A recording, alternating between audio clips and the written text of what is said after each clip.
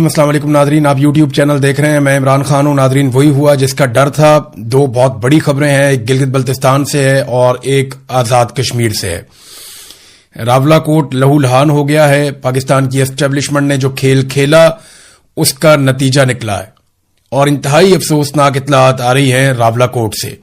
یہاں پہ security forces کے لوگ جو ہیں وہ بھی شہید ہوئے ہیں، عام شہری بہت بڑی تعداد میں شہید ہوئے ہیں اور رات گئے وہاں پہ ایک کارروائی ڈالی گئی جس کے نتیجے میں یہ سارا انسیڈنٹ ہوا ہے۔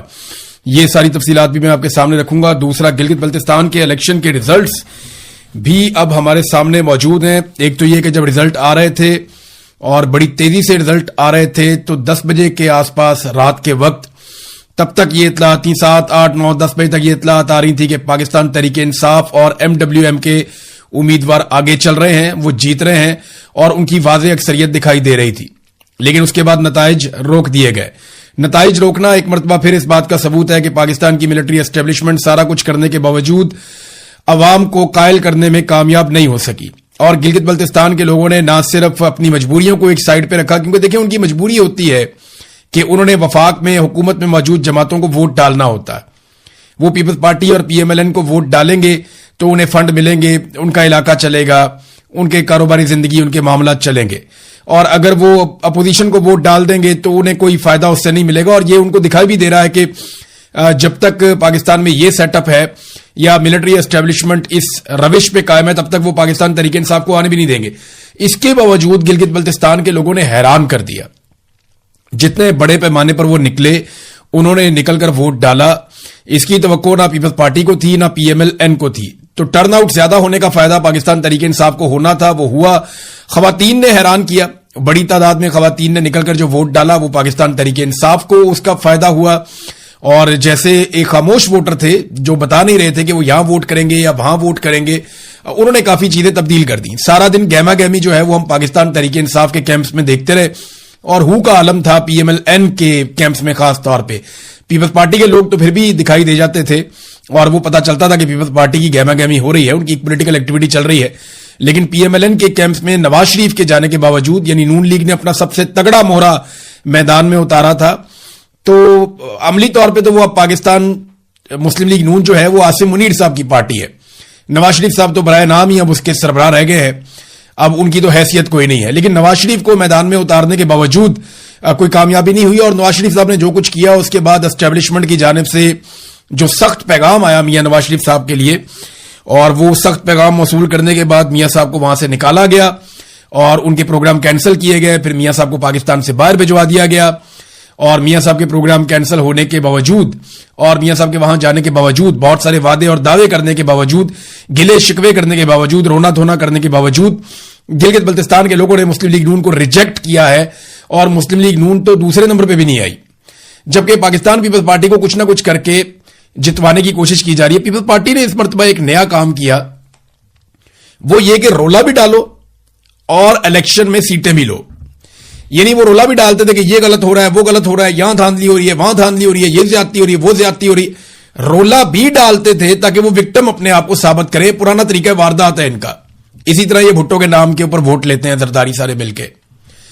تو پیپلز پارٹی جو ہے وہ رونا دھونا بھی کرتی رہی اور ساتھ میں انہوں نے فارم 47 والی کارروائی بھی ڈالی، جبکہ PTI کے جو امیدوار جیت رہے تھے، خاص طور پہ جو خالد خورشید کی والدہ ہے، وہ بڑی واضح اکثریت سے وہ آگے چل رہی تھی اور وہ الیکشن جیت رہی تھی، لیکن پھر ان کو ہروا دیا گیا الیکشن۔ اور خالد خورشید کی والدہ کو ہرانا بہت ضروری تھا اسٹیبلشمنٹ کے لیے، کیونکہ اس میں ایک پیغام تھا۔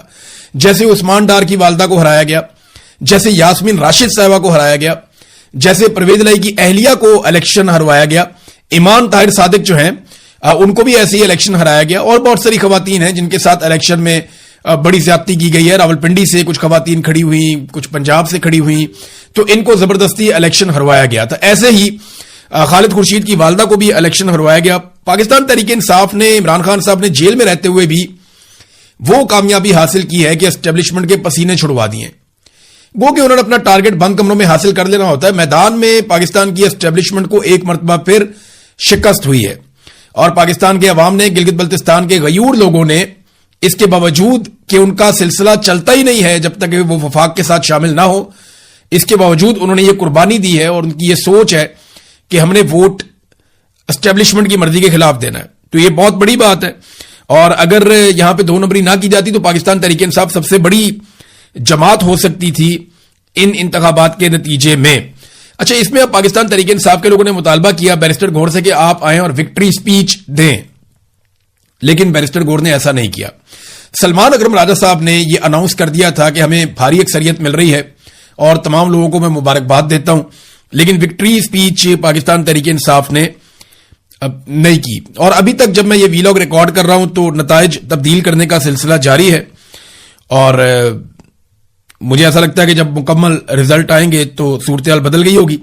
پاکستان پیپلز پارٹی نے سادہ اکثریت مانگی ہے کہ ہمیں دی جائے، اور شاید انہیں دے بھی دی جائے، کیونکہ 3 چیزیں ان سے درکار ہیں پاکستان پیپلز پارٹی سے۔ نمبر 1، پاکستان پیپلز پارٹی سے 28ویں ترمیم میں مدد چاہیے پاکستان کی اسٹیبلشمنٹ کو۔ نمبر 2، یہ بجٹ جو ابھی آ رہا ہے اس میں مدد چاہیے، اس میں دفاعی بجٹ اور باقی چیزوں میں بہت اضافہ بھی کرنا ہے۔ اور نمبر 3، کشمیر کے معاملے کے اوپر جو اس وقت بہت بڑا بلنڈر اسٹیبلشمنٹ سے ہو گیا ہے، اس میں پاکستان پیپلز پارٹی کی انکنڈیشنل سپورٹ چاہیے ہوگی۔ نون لیگ کا تو بٹا ہی بیٹھ گیا، بالکل ہی بیڑا غرق ہو گیا۔ نواز شریف صاحب کے آنے کے باوجود نون لیگ کو کچھ فائدہ نہیں ہوا۔ میڈیا نارملی ٹرانسمیشنز کیا کرتا تھا جی بی کے الیکشنز کے اوپر، کشمیر کے الیکشنز کے اوپر، لیکن وہ بھی چیزیں ہمیں دکھائی نہیں دیں، یعنی میڈیا کو بھی دیوار کے ساتھ لگایا گیا، ان کو اجازت نہیں تھی کہ آپ کھل کر چیزوں کو رپورٹ کریں یا چیزوں کے بارے میں بتائیں۔ بہرحال قیدی نمبر 804 جس کی ملاقاتیں بھی بند ہیں، جس کی ایک آنکھ بھی حکومتی ذرائع کے مطابق ضائع کر دی گئی ہے، جس کے ساتھ ظلم اور جبر کا ایک سلسلہ جاری ہے، اس قیدی نمبر 804 نے جیل کی سلاخوں کے پیچھے سے بیٹھ کر ایک مرتبہ پھر پاکستان کے نظام کو، اسٹیبلشمنٹ کو شکست دی ہے۔ لیکن آپ کو پتا ہے کہ وہ ہار جاتے ہیں لیکن ہار نہیں مانتے، وہ ہار جاتے ہیں، بار بار ہارتے ہیں، عوام انہیں بار بار شکست دیتے ہیں، لیکن اس کے باوجود وہ دھاندلی کر کے، بےایمانی کر کے، فراڈ کر کے کسی نہ کسی طرح اپنی بقا کے لیے کوشش کرتے رہتے ہیں۔ پی ٹی آئی نے تو آج جشن بھی بہت منایا، اور پی ایم ایل این اور پیپلز پارٹی کی شکلیں دیکھنے والی تھی۔ آج سے چند دن پہلے جس طرح یہ ایک دوسرے کو گالیاں دے رہے تھے، ایک دوسرے کو برا بھلا کہہ رہے تھے، وہ کہہ رہا تھا تو کرپٹ ہے، وہ کہہ رہا تھا تو کرپٹ ہے، وہ کہہ رہا تھا لاہور برباد ہو گیا، وہ کہہ رہا تھا کراچی برباد ہو گیا، وہ کہہ رہا تھا تم لوگوں نے یہ کھایا وہ کیا، تم نے بے نظیر انکم سپورٹ پروگرام میں کرپشن کی، وہ کہہ رہا تھا تم نے بجلی کے کارخانوں میں کرپشن کی، وہ کہہ رہا تھا تمہاری حکومت جعلی ہے، وہ کہہ رہا تھا تم فارم 47 کے اوپر آئے ہو۔ ایک دوسرے کو برا بھلا کہہ رہے تھے، لیکن جیسے ہی پولنگ کا وقت ختم ہوا تو یہ سارے اکٹھے ہو کر بیٹھ گئے، اور ان کی شکلوں کے اوپر 12 بجے ہوئے تھے۔ تصویر آپ دیکھیں، یعنی ان کی شکلیں بتا رہی ہیں کہ ان کے ساتھ کیا ہوا۔ ادھر پاکستان تحریک انصاف کے آپ دیکھیں پروگرام، وہ جشن منا رہے ہیں اس کے بعد کہ ہم نے الیکشن جیت لیا، اب رزلٹ یہ جو بھی کریں۔ اب دیکھنا یہ ہے کہ گلگت بلتستان کے لوگ اور پاکستان تحریک انصاف کی قیادت اس کے اوپر کس طرح کا رد عمل دیتی ہے۔ جس طرح ایک مرتبہ پھر ان کا الیکشن، چلو پورا چوری نہیں ہوا تو بہت بڑے پیمانے پہ ان کا الیکشن چوری ہو گیا ہے، دیکھتے ہیں وہ اس کے اوپر کس قسم کا رد عمل دیتے ہیں۔ ناظرین، اب چلتے ہیں آزاد کشمیر کی صورتحال پہ، جو انتہائی افسوسناک ہے، اور بہت ہی تشویشناک خبریں جو ہیں وہ آزاد کشمیر سے آ رہی ہیں۔ راولا کوٹ یہ ایک ایسا علاقہ ہے جہاں سے بڑی سخت مزاحمت ہوتی ہے ہمیشہ، اور یہاں کے لوگ بڑے سخت جان ہیں، بڑے مضبوط لوگ ہیں اور بڑے بہادر لوگ ہیں۔ ان کے بہت سارے لوگوں نے بڑی بڑی قربانیاں بھی دی ہیں پاکستان کے لیے اور کشمیر کے لیے۔ اب یہ راولا کوٹ کے اندر پہلا انسیڈنٹ ہوتا ہے جہاں پہ عمر نذیر کشمیری کو گولی ماری جاتی ہے، ان کو زخمی کیا جاتا ہے گولیاں مار کے، اور ان کے ایک ساتھی شاہزیب کو قتل کر دیا جاتا ہے، اور ان کی شہادت کے ساتھ کچھ اور لوگ زخمی ہو جاتے ہیں۔ پھر نماز جنازہ کا ایک معاملہ کھڑا ہوتا ہے، لوگ سی ایم ایچ کے باہر احتجاج کر رہے ہیں، اور اچانک سے چاروں طرف سے سیکورٹی فورسز نے گھیرنا شروع کر دیا، اور اس کے بعد لائٹیں بند کر دی گئیں۔ جس طرح 26 نومبر کو لائٹیں بند ہو گئی تھی ڈی چوک میں، اسی طرح لائٹیں بند کر دی گئیں، اور پھر فائرنگ کا سلسلہ شروع ہوتا ہے۔ ابھی بہت سارے ایسے مناظر آ رہے ہیں جو بڑے ہولناک ہیں، اور اتنے ہولناک مناظر ہیں اور ایسی آڈیوز ہیں اور اس طرح کی ویڈیوز آ رہی ہیں کہ میں آپ کو دکھا بھی نہیں سکتا۔ یعنی میں خود وہ دیکھ رہا تھا تو میں نہیں دیکھ پا رہا تھا کہ اس قسم کی بربریت کیا آزاد کشمیر میں ہو سکتی ہے۔ ہم مقبوضہ کشمیر میں کبھی ایسی چیزوں کی توقع نہیں کر رہے تھے جو آزاد کشمیر میں ہو گیا ہے۔ احمد فرحاد صاحب کی ٹائم لائن سے میں ایک چیز آپ کو پڑھ کے سناتا ہوں، کیونکہ ان کا تعلق کشمیر سے ہے اور ڈائریکٹلی ان کے بہت سارے دوست اس احتجاج میں وہاں پہ شامل ہیں۔ تو وہ بتاتے ہیں کہ راولا کوٹ سے جن مقامی لوگوں اور صحافیوں سے بات ہوئی اور جن درجنوں لوگوں کے میسیجز مجھے ملے، ان کے مطابق ہزاروں مظاہرین پر 1 گھنٹے سے زائد جاری رہنے والے آپریشن میں خودکار ہتھیاروں سے شدید فائرنگ کی گئی۔ یہ بہت سارے میسیجز مجھے بھی آئے ہیں، بہت ساری ویڈیوز بھی آئی ہیں، اور میں حیران اڑتا انہیں دیکھ کر۔ احمد فرحاد انہی کی بات کر رہے ہیں شاید۔ انہوں نے کہا جی خودکار ہتھیاروں سے شدید فائرنگ کی گئی ہے، جبکہ اس دوران مسلسل ہیلی کاپٹر بھی فضا میں پرواز کرتے رہے ہیں۔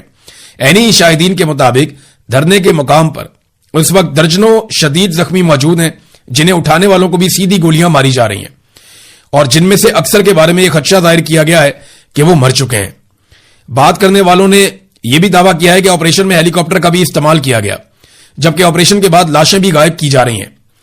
یہ وہ غیر مصدقہ اطلاعات ہیں جو تواتر سے مختلف لوگوں کی جانب سے مجھے ملی ہیں اور مختلف سوشل میڈیا پلیٹ فارمز اور گروپس میں شیئر ہو رہی ہیں، لیکن چونکہ میں وہاں موجود نہیں لہذا کسی خبر کی تصدیق نہیں کر سکتا. پھر انہوں نے بتایا کہ ضلعی انتظامیہ سے رابطہ کرنے کی کوشش کی، وہ کچھ اور صحافیوں نے بھی کوشش کی لیکن ان کی طرف سے موقف کوئی نہیں آیا. اور یہ اطلاعات اتنی بڑی تعداد میں اور شدت سے مجھ تک پہنچی ہیں کہ اگر ان کی تصدیق نہیں کی جا سکتی تو ان سے مکمل طور پہ ان کو نظر انداز بھی نہیں کیا جا سکتا. یہ ایسے ہی ہو رہا ہے. ویڈیوز آ رہی ہے، انفارمیشن آ رہی ہے، جو لوگ وہاں موجود ہیں وہ کلیم کر رہے ہیں کہ درجنوں لوگوں کو گولیاں لگ گئی ہیں اور وہ 20 سے زیادہ شہادتوں کا کلیم کر رہے ہیں. ان کا دعویٰ ہے کہ اس سے زیادہ لوگ شہید ہو گئے. میں بڑا محتاط ہو کر آپ کو یہ نمبر بتا رہا ہوں. وہ کہہ رہے ہیں جی بہت سارے لوگوں کو گولیاں لگی. خبر ایک آ گئی تھی میڈیا میں، پہلے 7 لوگ شہید ہو گئے، لیکن اس کے بعد ایک دم خبر آنا بند ہو گئی. میڈیا کو منع کر دیا گیا کہ آپ کا کوئی بلیک آؤٹ ہے، مکمل طور پہ آپ وہاں پہ نہیں دکھا سکتے کہ آزاد کشمیر میں کیا ہو رہا ہے. اور اتنا خوفناک، یعنی وہ کہتے ہیں میرا دل اور دماغ ان اطلاعات کی تصدیق کرنے سے قاصر ہے، لیکن جس طرح سے یہ اطلاعات پہنچ رہی ہیں وہ انتہائی پریشان کن اور تکلیف دہ ہیں. متعدد ذرائع کے مطابق اس مبینہ خونی آپریشن کے بعد اس وقت شہر کا علاقہ مکمل طور پہ سیکورٹی فورسز کے کنٹرول میں ہے. دیکھیں کرفیو جیسی ایک صورتحال وہاں پہ آزاد کشمیر میں موجود ہے. پہلے پاکستان کے میڈیا پہ یہ خبریں چلوائی گئیں اور یہ باقاعدہ ڈسکشن ہوئی اور یہ فیصلہ کیا گیا کہ کرفیو لگا دیا جائے آزاد کشمیر کے راولا کوٹ کے علاقے میں. لیکن جب تنقید ہوئی، میں نے شور مچایا، باقی لوگوں نے شور مچایا کہ یار یہ تو انڈیا لگاتا ہے مقبوضہ کشمیر میں کرفیو، آپ پاکستان میں کرفیو لگانے لگے آزاد کشمیر میں. تو فوری طور پہ جو کرفیو والی خبر ہے وہ واپس لے لی گئی. لیکن عملی طور پہ وہاں پہ ایک طرح سے کرفیو ہے، ہر طرف سیکورٹی فورسز موجود ہے، بڑی خوفناک فائرنگ ہوئی ہے، لوگوں کو منتشر کیا گیا ہے، بڑی زبردست شیلنگ ہوئی ہے. اور یہ سارے مناظر رپورٹ ہوئے ہیں. کشمیری صحافی ہیں کاشف میر صاحب، وہ جو ہے انہوں نے رپورٹ کیا کہ راولا کوٹ شہر پر سیکورٹی فورسز کا مکمل کنٹرول. رات کے وقت گرینڈ آپریشن میں 20 سے زائد نئی اموات کی غیر مصدقہ اطلاعات ان کے پاس بھی ہیں. اور وہ یہ کہتے ہیں کہ سی ایم ایچ کے سامنے جاری عوامی دھرنے کے مقام پر رات گئے سیکورٹی فورسز کی جانب سے بڑے پیمانے پر آپریشن کیا گیا. اور خواجہ کاشف میر سے کچھ عینی شاہدین نے گفتگو کی اور انہوں نے بتایا سیکورٹی فورسز کے آپریشن کے بعد شہر کے تمام اہم مقامات پر سیکورٹی فورسز نے کنٹرول حاصل کر لیا ہے. بہت ساری نئی اموات ہوئی ہیں اور درجنوں زخمیوں کی اطلاعات سامنے آ رہی ہیں. تاہم سرکاری سطح پر ان دعووں کی تصدیق ابھی تک نہیں ہو سکی ہے، یعنی سرکار اس کی تصدیق نہیں کر رہی. جبکہ سرکار یہ کہہ رہی ہے کہ 4 سیکورٹی اہلکار جو ہیں وہ جاں بحق ہوئے ہیں. اچھا، ان 4 سیکورٹی اہلکاروں میں سے ایک جو سیکورٹی اہلکار ہیں وہ ایک سب انسپیکٹر ہیں جن کا تعلق آزاد کشمیر کے تتا پانی کے علاقے سے ہے اور ان کا نام ہے سردار عنایت.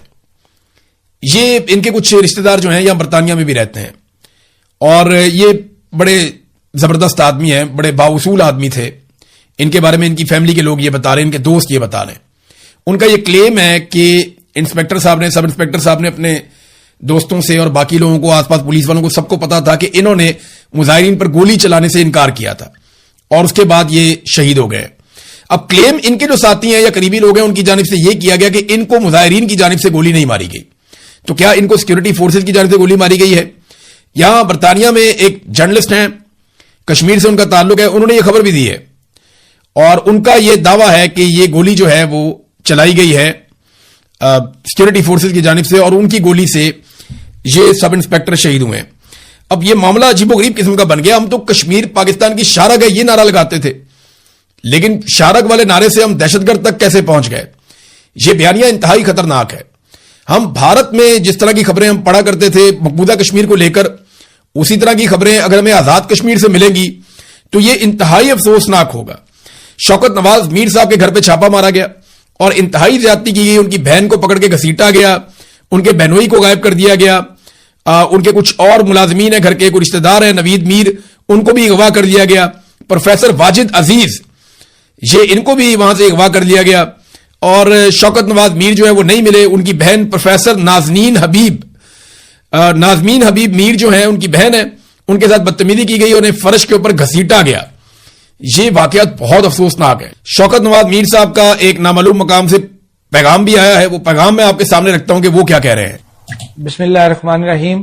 میں شوکت نواز میر، ممبر جموں کشمیر جوائنٹ عوامی ایکشن کمیٹی، اس وقت اپنے تمام اوورسیز بھائیوں سے مخاطب ہوں، اور اسپیشلی میری آج ان سے یہ ریکویسٹ ہوگی، بلکہ میں یہ کہوں گا کہ میری اس کو آخری ریکویسٹ سمجھیں، کیونکہ آپ نے پہلے دن سے جموں کشمیر جوائنٹ عوامی ایکشن کمیٹی میں جس طریقے سے ریاست کے لوگوں کو سپورٹ کیا، چاہے وہ جانی تھا، مالی تھا، یا سوشل میڈیا کے اوپر ایک محاذ تھا، ہم آپ کا جتنا شکریہ ادا کریں کم ہے۔ لیکن آج کا میرا یہ ویڈیو کلپ آپ سے اسپیشلی یہ استدعا کرتا ہے کہ کیونکہ یہاں پہ ریاست جبر پہ آ چکی ہے، ریاست نے ہم سے تمام وسائل ہم سے چھین لیے ہیں، ریاست کے اندر قتل عام جو ہے وہ شروع کر دیا ہے، راولہ کوٹ کے اندر ہماری قیمتی جانیں جو ہیں ضائع ہو گئی ہیں، اسی طریقے سے پوری ریاست کے اندر سے لوگوں کو گھروں سے، دکانوں سے راہ چلتے اٹھایا جا رہا ہے کہ یہ وہ ایک ماحول پیدا کر دیا گیا کہ آپ کو دشمن اور اپنے کے اندر اب فرق کرنا بڑا مشکل ہو گیا۔ لہٰذا میری تمام اوورسیز بھائیوں سے یہ اپیل ہے کہ ریاست کے جس جگہ سے آپ کا تعلق ہے، آپ لوگوں کی ذمہ داری بنتی ہے، یہ قومی فریضہ آپ پہ بن چکا ہے کہ ریاست کے لوگ اس وقت مجبوری میں ہیں، پریشانی میں ہیں، اور وہ بے بس ہو چکے ہیں۔ آپ لوگوں کی ذمہ داری بنتی ہے کہ اپنے میرے اس میسج کو سنتے ہوئے اپنے اپنے گھروں کے اندر کالز کے ذریعے ان سے رابطہ کریں اور ان کو یہ کہیں کہ 9 جون کو مکمل ریاست کو لاک ڈاؤن کرتے ہوئے باہر نکلیں، اور خاص طور پہ اگر کسی علاقے کے اندر ایڈوانس ورکنگ سٹارٹ ہوگی، ایڈوانس لانگ مارچ سٹارٹ ہو گیا، تو آپ لوگ